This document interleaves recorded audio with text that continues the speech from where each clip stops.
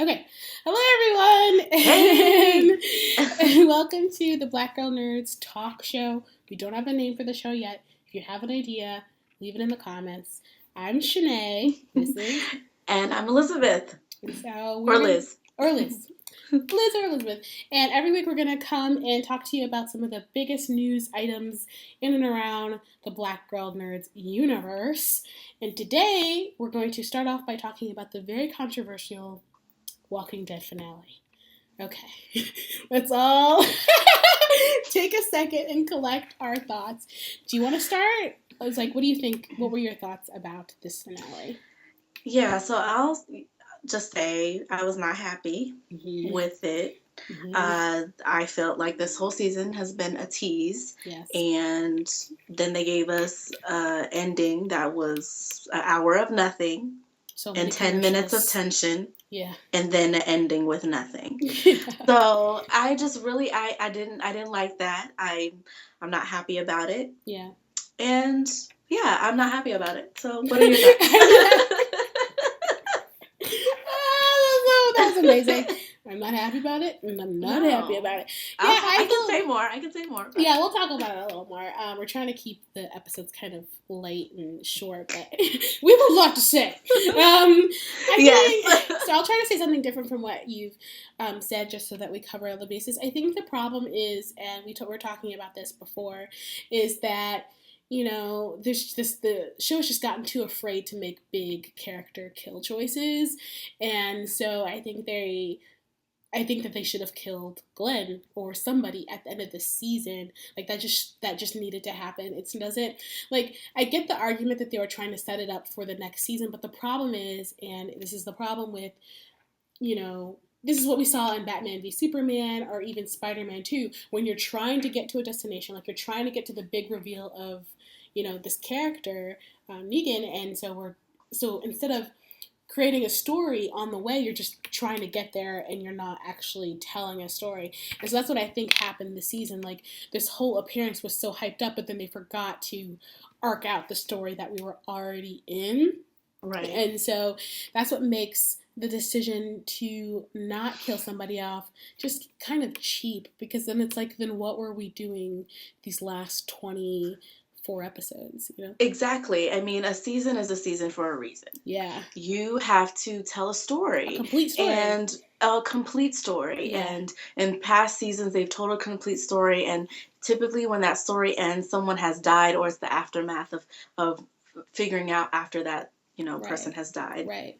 And they didn't give us that. Or even something. It doesn't have to be a death. Or something it didn't even have to be a major character death, maybe just like something that's telling you, okay, something really bad is going to happen in the future, get ready.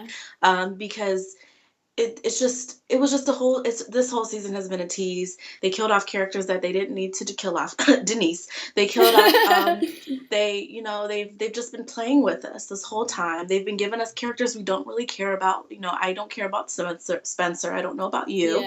They're kind of doing things that are just really up and down. I like Carol, but I'm confused on where she is right now. It's just, there's a lot of things that are just not going well for me in general. But then and I felt like if they had given us something in this finale, I would have been okay. I'm with you. I will come to this next season. But I feel very disappointed and unsatisfied with this season.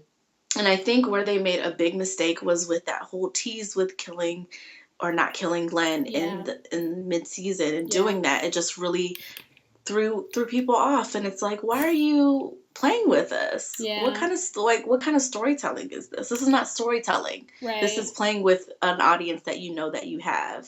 And I think it's just the problem is that I think they're really tracking, and I mean, this is sort of the gift and the curse of social media, right? So like, if the show was out 20 years ago, they could just kind of keep going and not have to worry about how people are responding to certain characters. But the fact of the matter is with the sort of con culture and the games or whatever, they need to know what characters are popular so that they can sort of have these tie-in properties.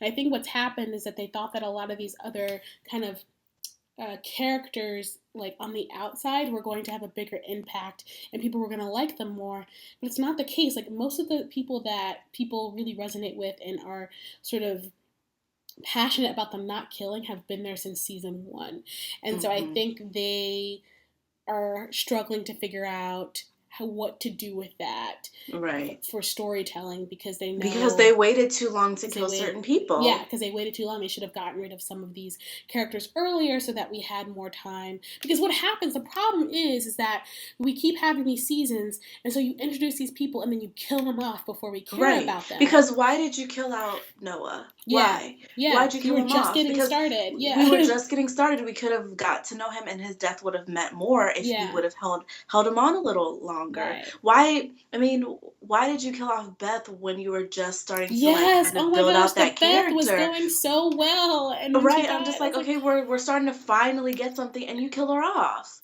But but you didn't kill off Glenn. For what reason did you not? Yeah. That doesn't make sense to me. So I'm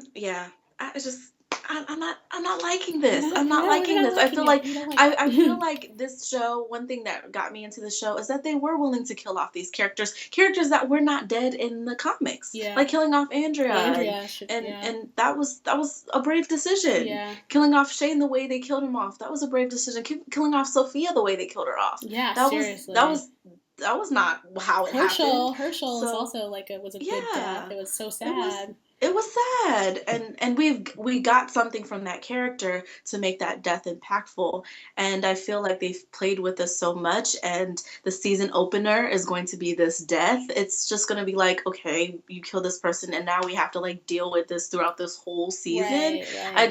I don't.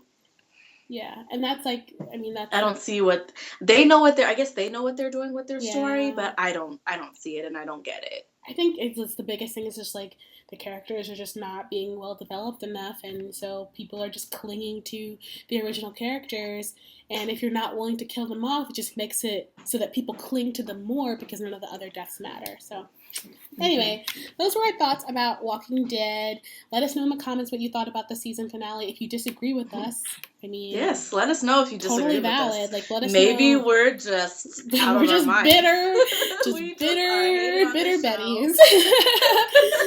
Bitter Betties. I'm gonna start saying that. Yeah, we're just bitter Betties. So yeah, let us know in the comments what you thought about the Walking Dead finale. Those were our thoughts. So moving on to our next topic is the Star Wars Rogue One trailer.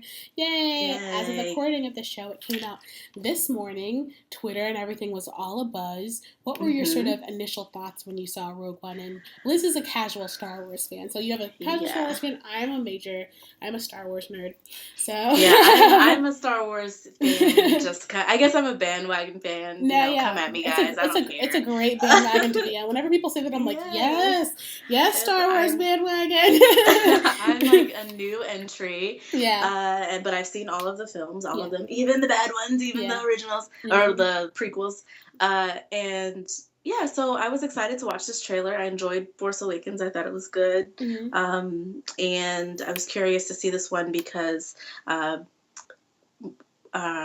was described to me as putting the wars in Star Wars, which was really cool thing that I really thought would be cool to see. Yeah.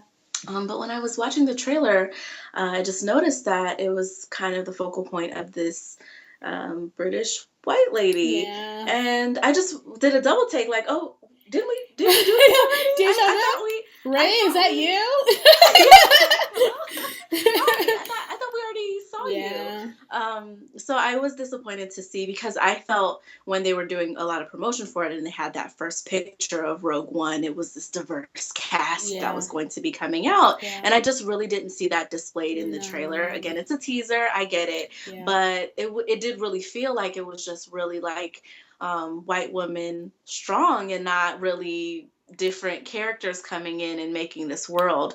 So that was kind of disappointing to me. Yeah. I'm still going to go see it. It looks pretty good. I'm curious to see what else comes out about it. But yeah, it didn't make me any more or less excited about it. I was just like, oh, okay, that seems very... Seems right. No, yeah, it seems like a repeat a little bit, a retread, but maybe I'm wrong. I mean, it's Your also thoughts? it's also not as good as a trailer as the original Star Wars Awakens trailer. Like that trailer. That trailer. I was just like, oh god. Yeah. So that's sort of going to be something that's going to be a block because it's just doesn't have that sort of resonant, very like, it's a different story. Do you think that's on purpose because it's not, it's not Star Wars 9 or whatever? Yeah, it's a casual fan here. I think they tried. They tried to make it to where it felt like a Star Wars movie, but did not feel like a part of the trilogy. Yeah, like the main ones that we want people so it's like the offshoot. The Star Wars Rogue One stories are really, really great. There's like really great comics, and I agree. That was the first thing I noticed with the trailer was that I was like, okay, it's not just like another like Rey character, and the British thing is so weird. But if you look back at Lucas and sort of like the Star Wars, we've had Amidala, Princess Leia, and now Rey, and now these characters, all brunette white women, which is really interesting. I'm sure there's going to be some sort of think piece about what that represents, sort of like the Mary Sue or whatever. So I thought that it was a wasted opportunity. Like there are some really good characters in the franchise, if you've read the comics, that are women of color. Star Wars is notorious. The Star Wars expanded universe is really good about that. Like, it is super diverse. Even if you watch Star Wars Rebels, which is on right now, or the Clone Wars, which ended, I guess, 2 years ago, both shows not only have, like, sort of, like, alien women of color, but also just, like, women of color in general, and sort of, like, gender, but, they do all that great stuff. So the fact that they picked this role is disappointing, I would say. Yeah. I think that Felicity is fine. I think she can be a little kind of like, like wooden. But say how you feel. Yeah, like she I don't. Yeah, like she's kind of wooden. Like I feel like in the trailer, and I didn't mention this before, I feel like she's the weakest part of the trailer. I feel like some of her lines did not. It wasn't believable? Yeah, it did not pop off. I mean, she definitely didn't grab me like Rey did when I saw her in the trailer. So I was like, when I saw her, I'm like, okay, I believe something about you. Daisy but to me, when I was watching her in this trailer, I'm like, okay, you feel like you're acting. Like you're trying. I mean, you are acting, but it just feels like you're trying to be something. Right. You're trying to give me something, and I'm not getting it. Yeah, she was like on top of it. Like Daisy really, she seemed like she really integrated herself. Like she looked like she was a part of that planet and everything about her and the way she stood. It felt like Felicity, she's just sort of like on top of the scenery. But again, it's just a teaser. They still have a bunch of months to figure that stuff out. And also, there might be some women of color in the cast, and they're just not in this first trailer. Maybe they're not which would using be that great, in promotion. But I thought it was fine. I thought it felt like a Star Wars movie. I got really excited. I'm so glad that Star Wars is back. But that was my main concern, too. It's just that, like, I mean, it doesn't have to be a black woman, even though we're black girl nerds, and that'd be awesome. But even sort of, like, somebody of Asian descent, somebody of Hispanic descent, Middle Eastern descent. Like, there's all characters in the Rogue One canon that fit all of those roles because it's such a diverse property. So, it's just weird. Yeah, unless they're trying to connect it to where she is related to Rey, right? I'm sure it's gonna connect in some way, like a grandma or something, because it's a prequel. Okay. So, although she would have to be a grandmother because it's supposed to be the discovery of the Death Star, and Awakens happened 30 years after. Anyways. Nerding out here. Let's not go too far into the hole. That's another video. I need to check out some of the expanded universe now that I'm like getting in the circle of this. Yeah, so. I would suggest. I'm just gonna give really quick ones for everyone, and then we'll sort of shut this down. Obviously, the Clone Wars are really, really great. They're great. Also, there's a comic that was made by the creators. Not a comic. There's a cartoon that's called Clone Wars, and it happened before the Clone Wars that were on Cartoon Network. And it's around, I think it's like 2001, 2002, and it's by the people who did Samurai Jack. I don't know if you've Oh, yeah. And it's a really, really great cartoon. You can get it on, you have to like rent it from Netflix, but it's a really great cartoon. So I would really suggest that. It's the best stories in the Star Wars cinematic universe. There's a bunch of comics, but I would start there because, it's easier and cheaper. You can just like see those. And then Clone Wars is great. And Star Wars Rebels just wrapped its last season and had an excellent finale. So if you want to see how to get a finale done, watch that one. So I feel like everyone's doing it better than the Washington. Shade, but whatever. I don't care. Okay, so I feel like that's it for this episode of this yet unnamed show, Black Girl Nerds Talks. There's great stuff going on at Black Girl Nerds. It's a podcast this week. Yes. I don't know if they have a chat yet. We'll put it in the comments if there's anything that you guys need to see. Let us know if there's anything you want us to cover next week on the show. Yes. We can start, I guess, see if we want to cover Thrones or any of these other shows. So, yeah, because we can talk about Game of Thrones. I know. Talk about frustration. Talk about that show. Please tell us what you think we should cover. Yeah. We're here for you and to talk about what Black Girl Nerds are talking about. So let us know. Let us know.